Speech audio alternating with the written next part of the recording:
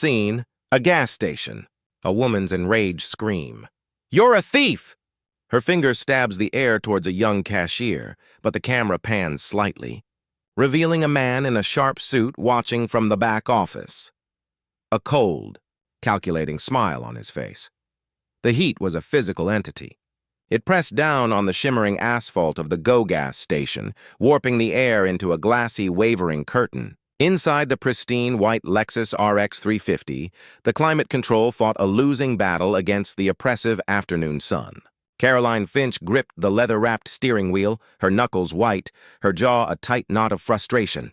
The Bluetooth speaker was still echoing the saccharine corporate-speak voice of the HR drone, who had just right-sized her out of a senior vice president position she had bled for over 15 years.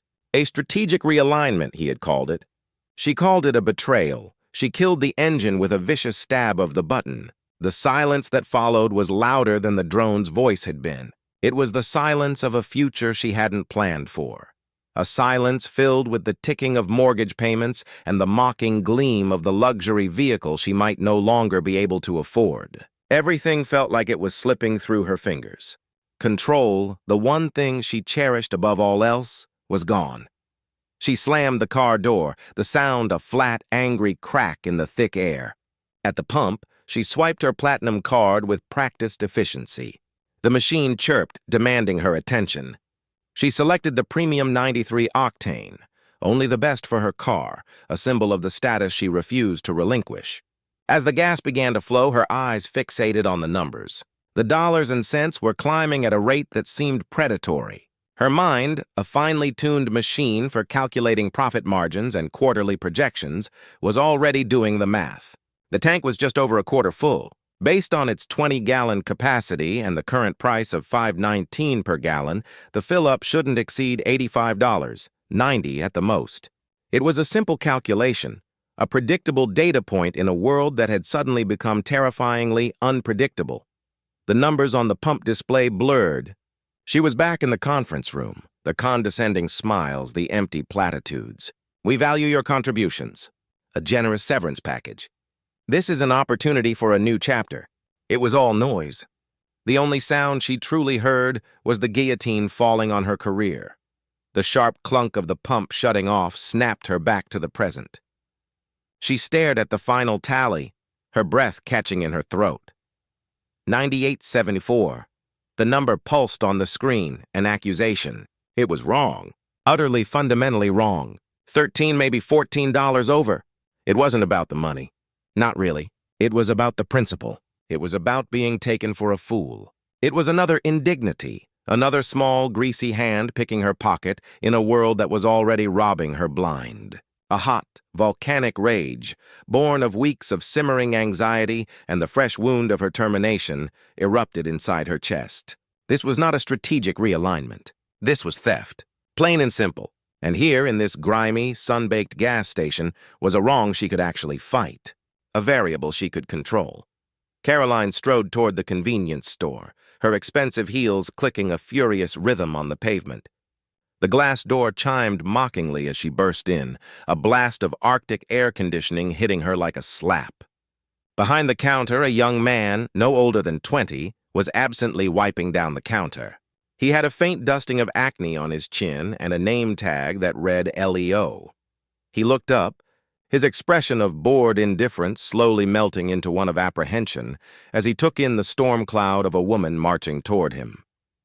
"Your pump," Caroline began, her voice low and tight, vibrating with contained fury. "Pump number 7? It's rigged." Leo blinked. "Excuse me, ma'am?" "Don't you ma'am me!" she snapped, her voice rising.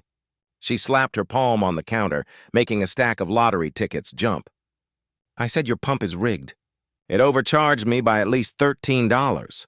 I want it fixed, now." Leo recoiled slightly, holding his cleaning rag like a shield.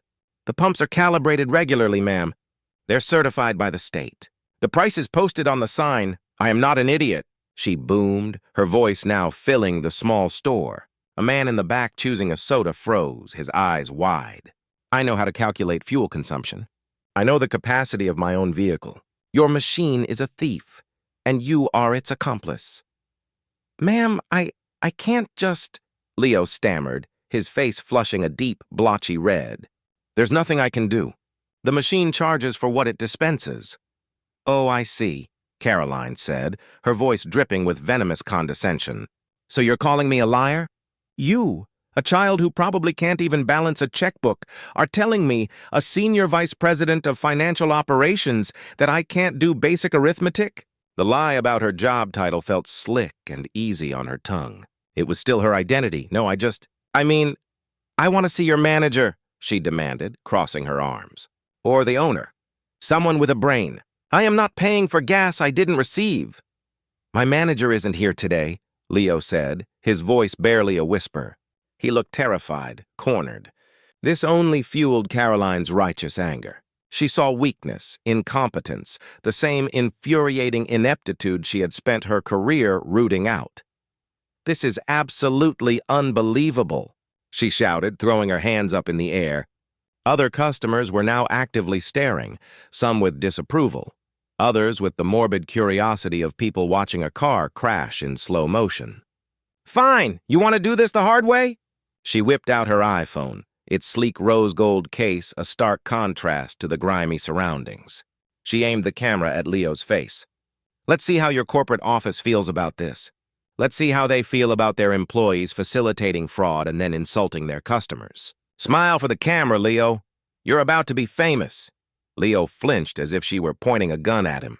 "Please, ma'am, don't. I'll lose my job." His plea for mercy was like gasoline on a fire.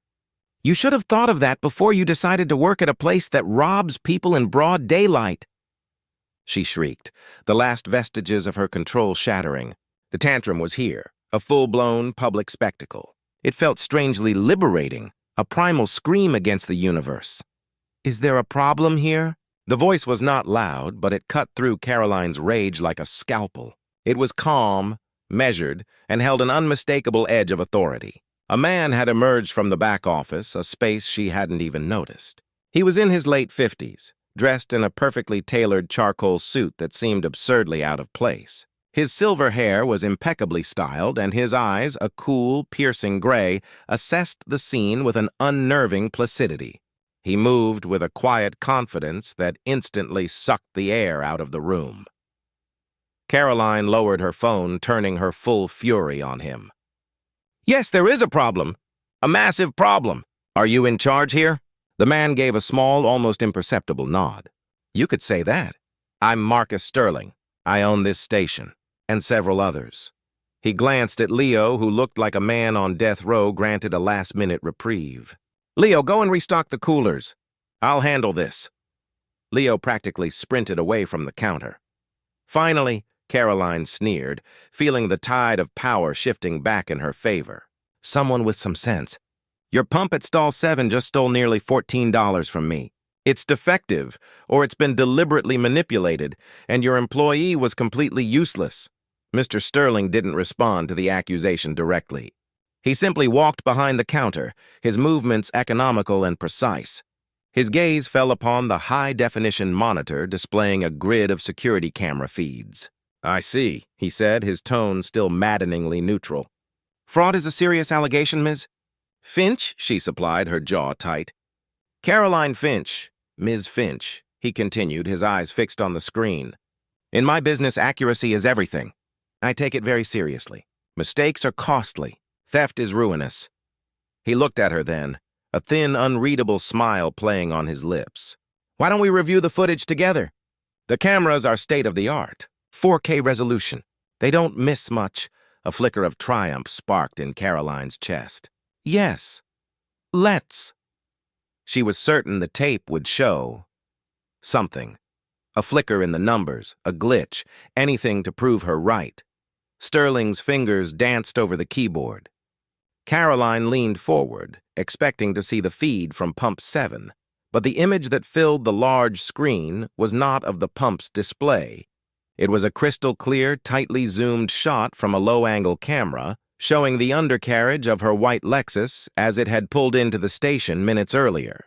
The image was so sharp she could see the road grime on the muffler. And there, tucked just behind the rear passenger side wheel, clamped to the fuel line leading into the gas tank, was a small black device with a single blinking red light.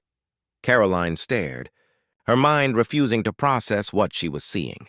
Her mouth went dry. The righteous fury that had sustained her evaporated in an instant, replaced by a cold, sickening dread. She didn't understand. What was that thing? Mr. Sterling's voice, now stripped of all warmth and utterly devoid of emotion, cut through the sudden silence in the store. It was as cold and precise as a surgeon's blade. "That, Miss Finch," he said, turning to face her, his gray eyes like chips of ice, "is a digital siphoning device. Military grade. It's been draining your fuel at a rate of approximately on—" The world tilted on its axis. For a horrifying second, Caroline Finch felt a wave of vertigo so profound she had to grip the edge of the counter to keep from falling. The air in the store, once a refreshing blast of cold, now felt thin and suffocating. The faces of the other customers, which had been a gallery of annoyance and morbid curiosity, had transformed into a silent jury, their eyes wide with a mixture of shock and condemnation. The name on the screen, her name, Caroline Finch, pulsed beside the image of her license plate, tying her irrevocably to the damning evidence. That's not possible," she stammered, the words catching in her throat like sand.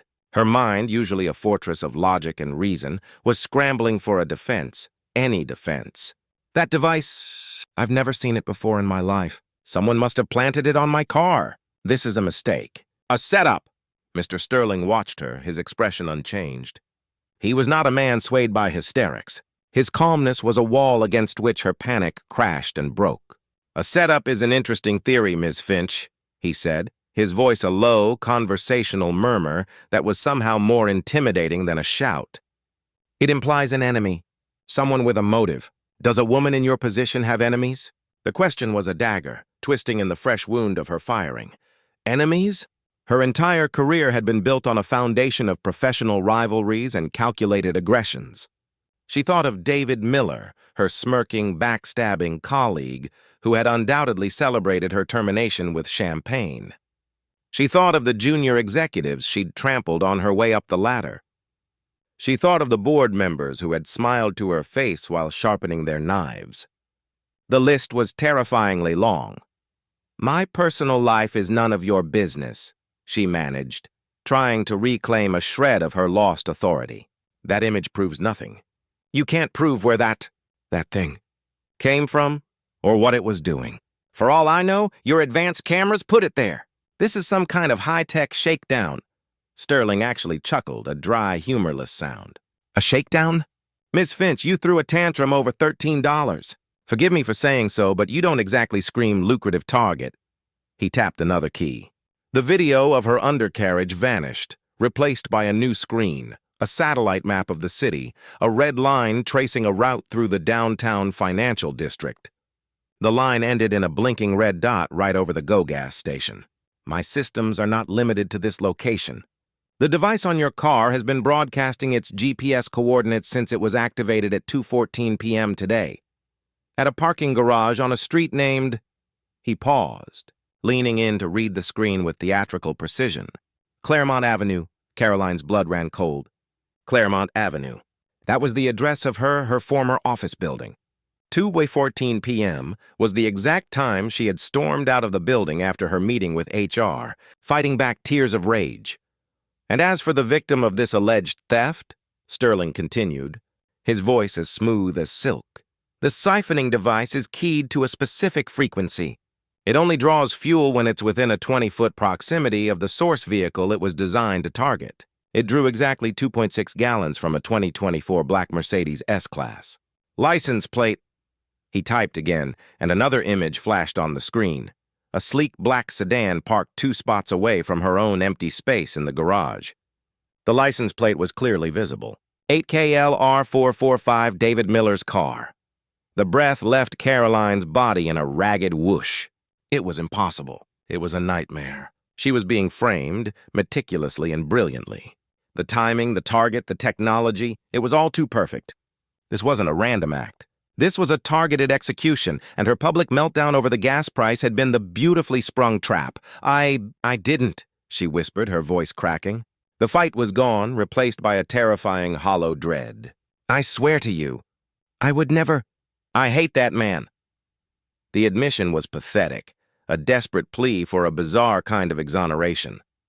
Hate is a powerful motivator, Sterling observed coolly, often for petty, foolish things. He turned from the monitor to face her fully. The other customers began to shuffle nervously, sensing the confrontation had moved into a new, more dangerous phase. A young mother quickly ushered her child out the door.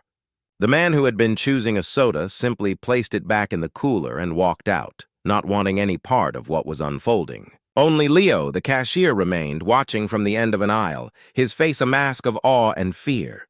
"What do you want?" Caroline asked, the question barely audible. The implied threat was clear. He hadn't called the police. A man with this much information, this much technology at his disposal, wasn't following a standard protocol. He was writing his own.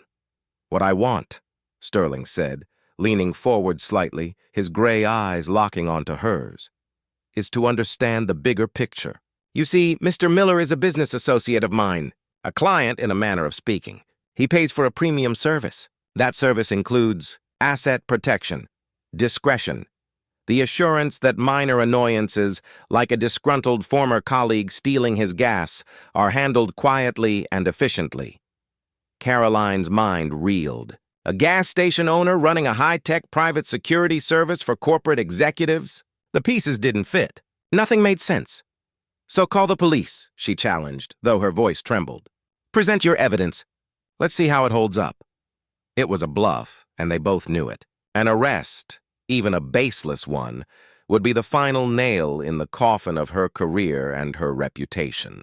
The public humiliation would be absolute.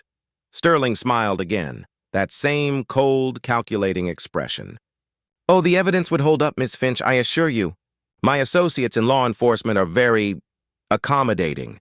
The digital trail is impeccable, but a police report is so messy, so permanent. It lacks finesse, and more importantly, it would be a complete waste of your talents." Caroline stared at him, utterly bewildered. "My talents?" "Yes." He gestured around the store at the neatly stacked shelves, the humming coolers, the glowing lottery sign. "This is one of my businesses. It's simple. It runs on predictable metrics, inventory, margin, volume. But my other interests, they are far more complex. They involve risk assessment, leveraging assets, navigating volatile markets where the currency isn't always money. They require a certain kind of mind. A mind that can analyze data, identify weakness, and act decisively." He paused, letting his words hang in the air. "A mind like yours. Before you lost your nerve and were unceremoniously discarded by a board of witless cowards, you were one of the sharpest financial strategists in the city. You didn't just manage money. You wielded it like a weapon. Am I wrong?" He knew about her career. He knew about her firing. He knew everything. The feeling of being watched, of being completely exposed, was suffocating. "What do you want from me?" she repeated, her voice hoarse. "I have a problem, Ms. Finch. A competitor is attempting a hostile takeover of one of my ventures. It's an aggressive, unconventional play. I need someone who can look at their strategy, find the structural flaws, and help me dismantle it from the inside out. I need a shark." He took a step closer, his voice dropping to an intense, conspiratorial whisper. "The police report for felony theft and property damage on David Miller's car is already drafted. All it requires is my signature. A single phone call and your picture will be on the evening news. Your life as you know it will be over." He let the threat settle, a block of ice in the pit of her stomach. Then he offered the alternative. "Or," he said, his eyes gleaming with a strange predatory light, "you can consider your performance here today a rather explosive job interview, and you can accept a new position. The compensation package, I assure you, is far more generous than anything you've ever seen." He extended a hand, not for her to shake, but as a gesture toward a door behind the counter she hadn't noticed before. It was marked private. "You have 60 seconds to decide, Ms. Finch. The rest of your life begins on the other side of that door. Or it ends right here, under the fluorescent lights of this gas station." The 60 seconds Marcus Sterling had allotted her were the longest and shortest of Caroline Finch's life. Each tick of an unseen clock was a hammer blow against the crumbling architecture of her identity. On one side of the scale was her life, her reputation, her freedom, the carefully constructed illusion of success she had worshipped for 2 decades. It was all a lie now, a fragile shell, but it was the only life she knew. On the other side was a black, unmarked door, and the man who stood before it. A man who had dissected her, exposed her, and shown her the terrifying truth of her own powerlessness in less than 10 minutes.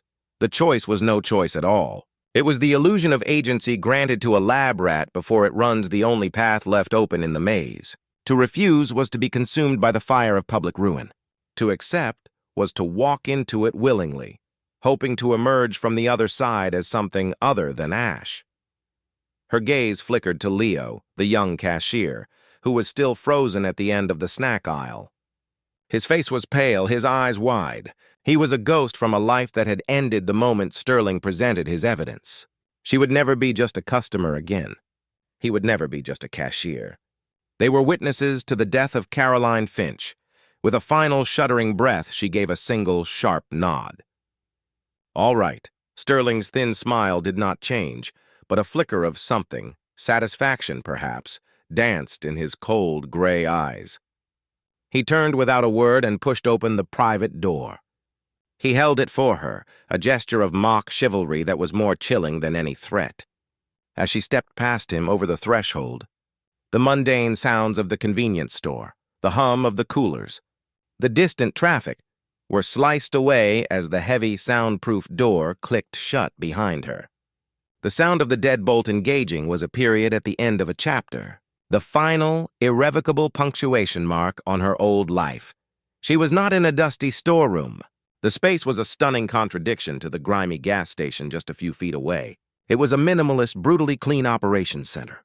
The air was cool and smelled faintly of ozone. A long, brushed steel table dominated the center of the room, surrounded by several ergonomic chairs. One entire wall was a bank of monitors, most of them dark, but a few glowed with encrypted data streams and silent, multi-angle video feeds of locations she didn't recognize, a warehouse loading dock, a high-rise boardroom, a restaurant kitchen. This wasn't an office. It was a nerve center, a spider's web. "Sit," Sterling commanded, gesturing to one of the chairs. Caroline obeyed, her movements stiff. She felt like a prisoner in an interrogation room. He didn't sit. He paced slowly, his expensive shoes making no sound on the polished concrete floor. "Let's be clear about what just happened, Ms. Finch. You did not get this job because I feel sorry for you. Pity is a useless emotion. You are here because your arrogance made you vulnerable, your desperation made you pliable, and your specific skill set makes you valuable." He stopped in front of her, his gaze pinning her to the chair. "So tell me, why you? Why was it so easy to target a senior vice president of one of the city's largest investment firms? Analyze your own failure. I want to know if you understand what truly brought you to my door." The question was a test. He didn't want excuses. He wanted an audit of her soul. Caroline swallowed hard, forcing her mind to work, to slip back into the cold, analytical mode that had once been her greatest strength. "I was predictable," she began, her voice gaining a sliver of its former confidence. "My routine was clockwork. Same route to work, same parking spot, same schedule. I was isolated. I had no real allies at the firm, only competitors. I was emotionally compromised, distracted by my termination. And my pride," she said, the word tasting like poison. "My pride made me confront a gas station clerk over a trivial amount of money.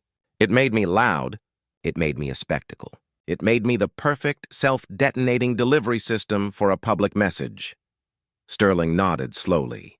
"Good, you understand the mechanics of your own destruction." "That's a start." He moved to the main console and tapped a few keys. A file appeared on the largest monitor.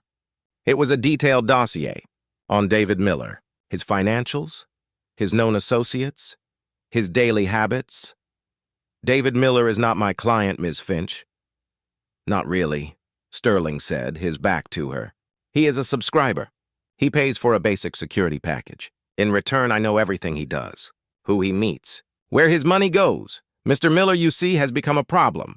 He's greedy and sloppy. He's been making side deals with a competitor of mine, a rather unpleasant syndicate from Eastern Europe that is trying to muscle in on my territory." He turned to face her. "The device on your car was not just about framing you. It was a message to Miller. A demonstration. It let him know that I am aware of his extracurricular activities. It showed him that I can reach out and touch his assets, in this case, his gasoline, anytime I choose. Your little tantrum was simply the punctuation. The public forum was a bonus. It ensures the story of the crazy VP who got caught stealing gas will travel through your old office by morning. Miller will hear it, and he will be terrified. It was brilliant. A multi-layered psychological operation, and she had been the unwitting star player. Now, for the interview portion, Sterling said, a new file replacing Miller's dossier. It was a dense corporate prospectus filled with charts, tables, and financial projections. This is the company my competitors are using as a front for their capital. It's a logistics firm called Transector Global. Their books are clean. Too clean. The SEC has cleared them twice. My own people have found nothing. They're hiding something, a financial vulnerability, a lie buried so deep in the numbers that no one can see it. You have 10 minutes, he gestured to the screen. A timer appeared in the corner, counting down from 10 out for the first time since entering the store. A flicker of something other than fear coursed through Caroline. This was her world. This was the language she spoke. She pushed aside the terror and the confusion and focused, her eyes scanning the data streams, the footnotes, the cash flow statements. Her mind accelerated, filtering the noise, seeking the pattern, the anomaly. Most people looked at the profits. Caroline looked at the debt. Their debt-to-equity ratio is too stable, she said aloud, her thought process spilling out. For a company in a rapid expansion phase, taking on new infrastructure, they should be more leveraged. Their capital expenditures are massive, but they aren't borrowing to cover them, which means the money is coming from somewhere else, not equity investment. Here, her finger darted out, pointing at the monitor. Here, the accounts receivable. It's inflated. They're claiming outstanding invoices from shell corporations, dummy clients. They list them as assets, balancing out the expenditures and making the company look incredibly stable and profitable on paper. But the money isn't real. It's a ghost ledger. It's a classic Ponzi scheme structure, just repurposed for money laundering. The entire company is a house of cards. One aggressive creditor, one major audit that actually traces the invoices. The timer on the screen read, 0247, silence. Sterling stared at the screen, then back at her. The cold mask of his face finally broke, a slow, predatory smile spreading across his lips. It was the first genuine expression she had seen from him. It was terrifying. 7 minutes and 13 seconds, he breathed. My team of forensic accountants has been working on this for 3 months. He shook his head in disbelief, a look of profound respect in his eyes. You are a shark, Ms. Finch. He walked over to a steel cabinet and opened it. He pulled out a slim, featureless burner phone and a small, encrypted flash drive. He placed them on the table in front of her. Congratulations, he said. You're hired. Your first assignment is to get that flash drive to David Miller. Caroline frowned. To Miller? But you said he was working with them. Exactly, Sterling replied. That drive contains an anonymous, untraceable offer. We are going to offer to buy Transector Global for a ludicrously inflated price. The offer is contingent on a third-party audit, which will be handled by a firm I control. Miller's greed will make him bring the offer to his new partners. They will see the price tag and won't be able to resist. They'll agree to the audit, confident their books are clean enough to pass. They won't know that we already have our shark, and she's just told us exactly where to find the blood in the water. The audacity of the plan was breathtaking. She was not just an analyst. She was the weapon.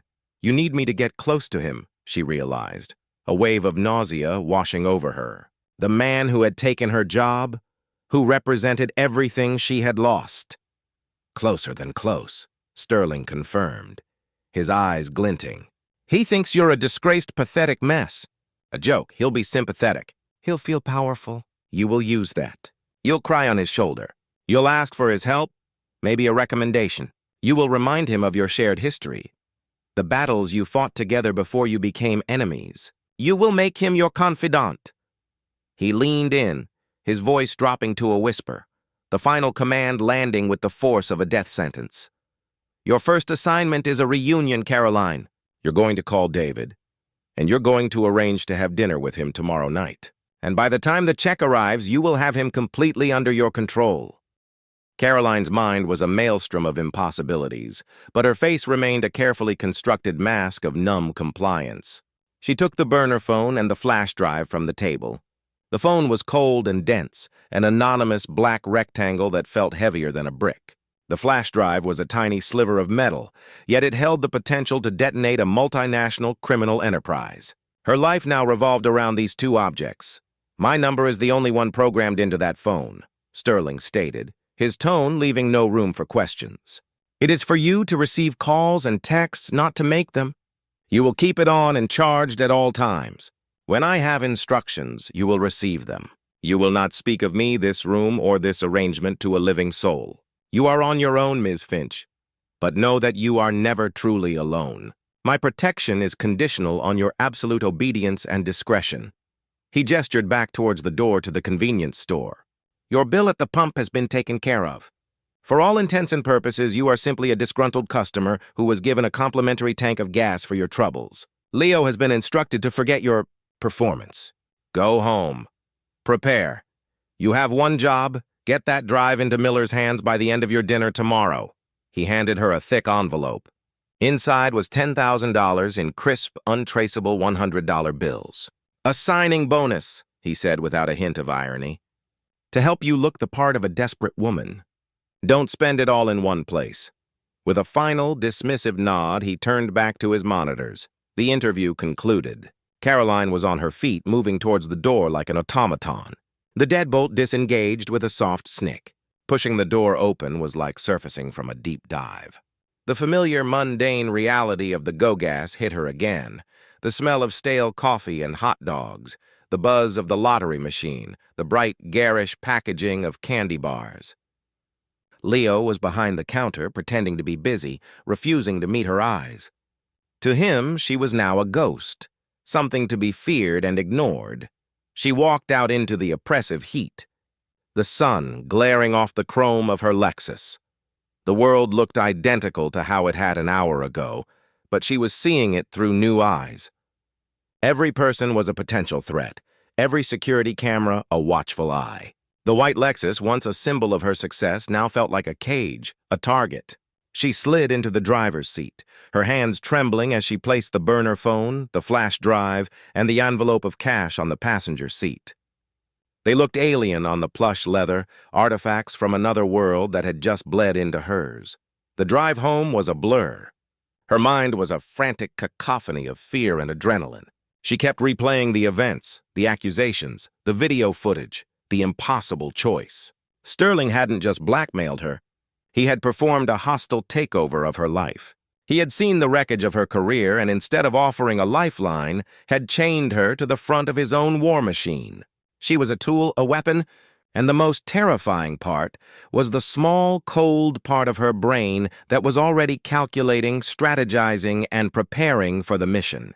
The part that was numb to the morality of it all and focused only on survival. She pulled into the garage of her sterile, oversized house in the suburbs, a house filled with expensive furniture and hollow echoes. The silence was deafening. She was truly alone. For hours she sat in the dark, the envelope of cash spread on her marble kitchen island like a tarot reading of a dark future. The money felt dirty, a payment for a soul she hadn't even realized was for sale. Around midnight, the professional in her took over. The fear receded, replaced by the familiar cold focus she had once brought to multi-million-dollar negotiations. Crying wouldn't save her. Panicking wouldn't save her. Only flawless execution would. She booted up her personal laptop, opened a secure file, and began to work. Her target was David Miller, and she would prepare for this dinner as if it were the most important merger of her life. She created a new dossier, pulling not from corporate records, but from memory. She listed his weaknesses, his massive ego, his insatiable greed, his secret affection for single malt scotch, his thinly veiled insecurity about not having an Ivy League degree. She cataloged their shared history, every project they'd worked on, every battle they had won or lost against each other. She was looking for emotional entry points, conversational levers she could pull to evoke nostalgia, pity, and a sense of superiority in him. He had to believe he was helping the poor, broken woman he'd helped to destroy. The next morning, she practiced her role. Standing in front of her bathroom mirror, she stripped away the vestiges of the powerful executive. She let her shoulders slump. She practiced a tremor in her voice.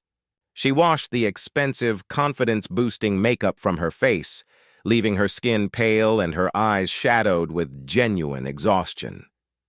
She chose her wardrobe with meticulous care, not a power suit, but a simple, slightly dated dress, one he would recognize from a few years ago before her last big promotion. It was the uniform of the woman she used to be, a woman he had once considered a peer, not a threat. At precisely 10:30 a.m., she picked up her personal phone, her heart pounding a frantic rhythm against her ribs. She took a deep, shaky breath, summoning the character she had created. Then she dialed David's number. He answered on the third ring, his voice oozing the smug, feigned warmth of a victor. "Caroline? To what do I owe the pleasure?" "David," she began, pitching her voice to sound fragile, broken. I'm sorry to bother you. I know you're busy. Never too busy. Hey, I heard what happened. Tough break. I told them they were making a huge mistake. A complete and utter lie. The hypocrisy was so thick she could taste it. Thank you, she whispered, as if the meaningless platitude was a lifeline. Listen, I'm a little lost, David. I was wondering if I could buy you a drink sometime. Pick your brain. I respect your opinion so much, and I don't know where to go from here. The bait was cast. His ego swelled on the other end of the line. She could feel it. The great David Miller, dispensing his wisdom to his fallen rival. It was irresistible. Of course, Caroline. Of course, he said, his voice dripping with condescending magnanimity. Tell you what, let's do more than a drink. Let me take you to dinner. My treat, you name the place.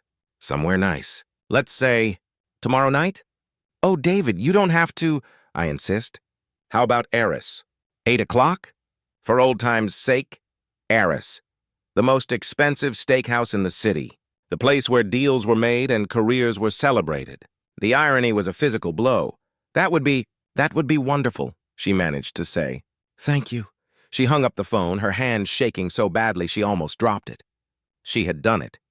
The trap was set. She felt a wave of nausea, a profound self-loathing at the ease with which she had just manipulated him. Then another feeling pushed through, a cold, sharp thrill. The shark had tasted blood in the water. The following evening, she stood before the imposing glass doors of Eris. The flash drive was tucked securely in a small clutch purse. Through the window she could see him. David was already there, seated at a corner booth, laughing with the sommelier, looking every bit the king in his castle. He was wearing a ridiculously expensive watch, a trophy from a battle she had lost. The old, familiar rage flared hot in her chest, a burning desire to walk away, to expose him, to scream. She took a deep breath, forcing the emotion down, locking it away in a cold, dark place. She was not Caroline Finch, disgraced executive, anymore. She was Sterling's asset, an operative, and this was not a dinner. It was an infiltration. He looked up and saw her. His face broke into a wide, pitying smile. He stood, gesturing for her to join him, his expression a perfect blend of sympathy and triumph. "Caroline!" he called out, his voice loud enough for those nearby to hear. "You made it. You look like you've been through it. Come on, sit down. Let old Dave take care of you." She walked toward the booth, her practiced, defeated shuffle feeling horribly real. She slid onto the plush leather seat opposite him, forcing a weak, grateful smile onto her lips. She looked into the eyes of the man she despised more than anyone on earth, the man who was the living embodiment of her failure. But as he began to speak, her mind was silent, clear, and cold. The emotional, reactive woman who had screamed in a gas station was gone.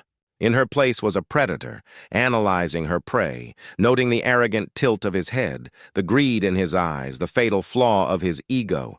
Her face showed him a broken victim. Her mind whispered a single, chilling thought: he has no idea he's already dead. The restaurant was a symphony of discreet clatter and expensive murmurs. A waiter, silent as a shadow, filled their water glasses. David Miller leaned back in the plush leather of the booth, swirling a glass of what Caroline knew was 25-year-old Macallan. He was a portrait of success, a man at the absolute peak of his power, and he was savoring every moment of this reunion.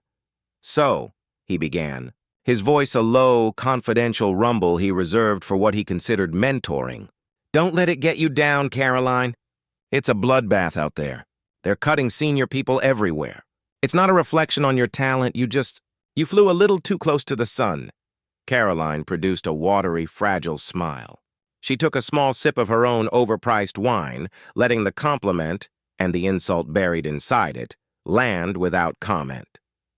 Her role was not to be a sparring partner, but a sponge. She had to absorb his condescension, his ego, and reflect back an image of the grateful, broken woman he expected to see. "You're probably right," she said, her voice soft. "I just never saw it coming. After the quarterly reports, I thought, well, it doesn't matter what I thought." "No, it doesn't," he agreed, completely missing the baiting self-pity in her tone. "What matters is what you do next. You have to be smart. You can't just jump back in. You're damaged goods right now, professionally speaking. You need a quiet win, something to get your confidence back." He took a long, slow sip of his scotch, the picture of a benevolent king dispensing wisdom. This was her opening. Sterling's words echoed in her mind. His greed will make him bring the offer to his new partners. But first, she had to make him believe the offer was his discovery. His brilliant play. "That's why I wanted to talk to you, David," she said, leaning forward, her hands clasped on the table as if in supplication. "Something fell into my lap, and frankly, it scares me. I don't know if it's real, and I'm certainly in no position to do anything about it." David's eyes narrowed slightly, the first flicker of genuine interest cutting through his smug facade. "Something? What kind of something?" "I got a call," she began, weaving the fiction she had rehearsed 100 times.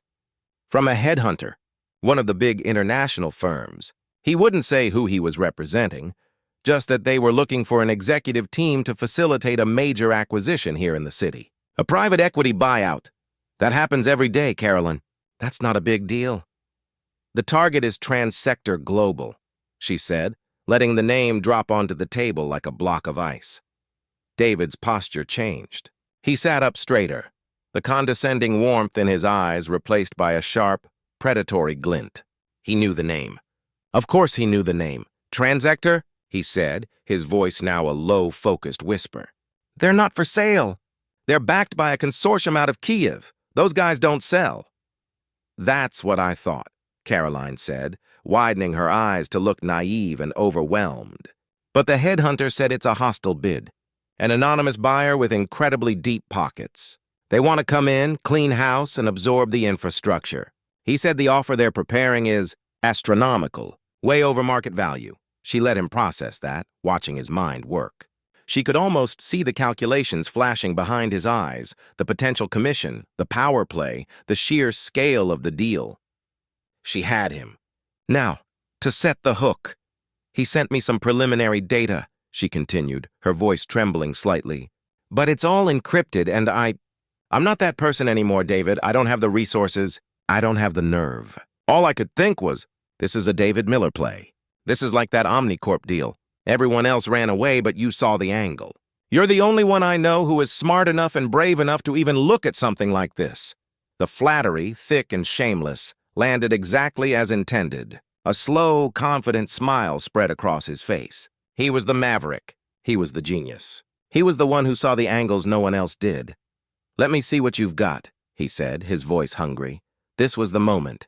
With a hand that she forced to shake, Caroline reached into her clutch purse.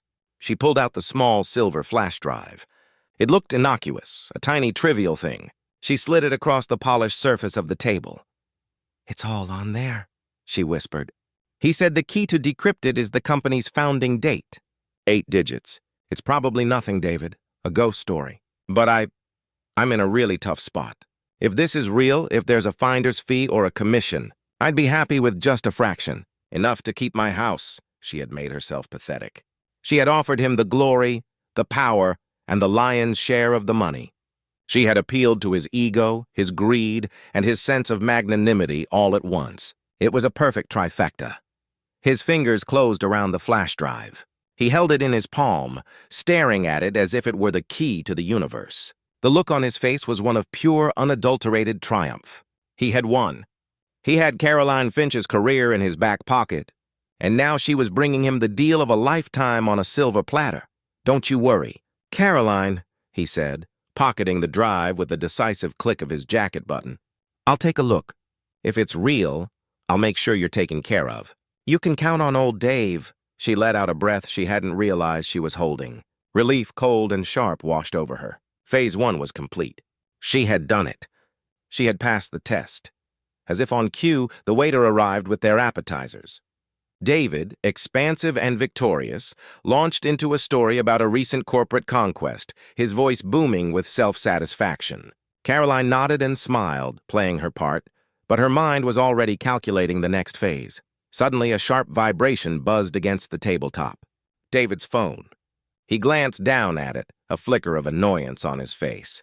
He picked it up, his thumb swiping across the screen, and then the world stopped. The color drained from David Miller's face. The ruddy, confident glow vanished, replaced by a ghastly, waxy pallor. His eyes, fixed on the screen of his phone, were wide with a kind of primal terror she had never seen before. The steak knife he was holding slipped from his fingers, clattering onto his plate with a sound that was deafening in the sudden silence between them.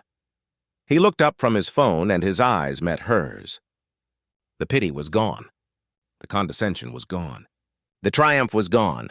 All that remained was raw, naked fear and something else. A new, horrifying suspicion. His voice, when he finally spoke, was a harsh, strangled whisper, completely unrecognizable from the confident boom of moments before. "What is this?" he hissed, sliding the phone across the table toward her. On the screen was a single image, a crystal-clear photograph of the two of them, sitting in the booth at Eris. It was taken from outside. Through the restaurant window, a telephoto shot, snapped no more than a minute ago. Below the image was a single line of text, in a language she didn't recognize, but the meaning was brutally clear. It was a warning. Her blood turned to ice. This wasn't Sterling. This wasn't part of the plan. This was the other side. The Eastern Europeans. They were here. They were watching, David's terrified, accusing gaze locked onto hers. The hunter had become the hunted. The entire charade, her pathetic story, her calculated manipulation, it all evaporated in an instant. He was no longer looking at a broken colleague. He was looking at a Trojan horse. He was looking at the person who had just led the wolves to his door. "Who are you working for?" he choked out, his hand trembling as he pointed a finger at her. "Who the hell sent you?"